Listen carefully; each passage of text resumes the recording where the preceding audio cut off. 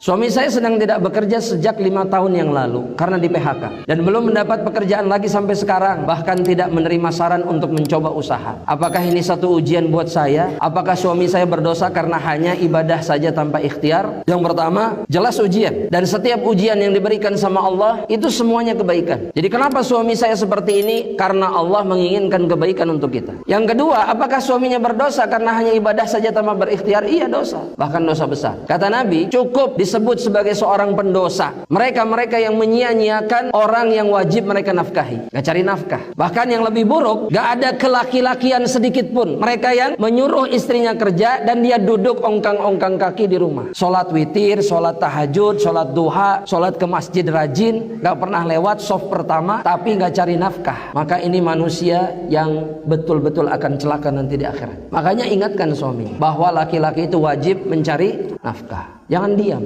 Apalagi di zaman cari nafkah itu gampang. Maksud saya, jalan mencari rezeki itu banyak tidak? Tinggal berusaha. Umar bin Khattab ketika melihat ada pemuda-pemuda di masjid sholat terus, ngaji terus. Sama Umar gak banyak omong. Umar bawa tongkat, digebukin sama Umar. Tak, tak, tak, tak. Dan seorang pemimpin kaum muslimin berhak melakukan itu. Kata Umar, langit itu dia gak pernah menurunkan hujan emas dan perak. Oleh karena itu keluar kalian ke sana, ke pasar, kerja, cari duit. Karena itu kewajiban bagi orang-orang yang beriman. Bagi ibu-ibu di rumah, bukan cari makan. Gimana kita bisa ridho melihat istri-istri kita ke pabrik, kerja jam 2 malam? Ini bukan anak gak punya perasaan, tidak, wallah. Tapi bagaimana bisa itu terjadi? Di saat suaminya bisa santai, senyum-senyum, jemput di depan pabrik. Kok bisa begitu? Kenapa nggak dia yang kerja di pabrik? Makanya jangan salahkan siapapun ketika kemudian berbondong-bondong wanita minta cerai gara-gara ini. Itu di pengadilan agama, alasan yang paling atas untuk minta cerai apa? Ekonomi. Bukan kekerasan dalam rumah tangga, bukan apapun. Masalah duit karena laki-lakinya tidak sanggup atau tidak mau bahkan untuk bekerja.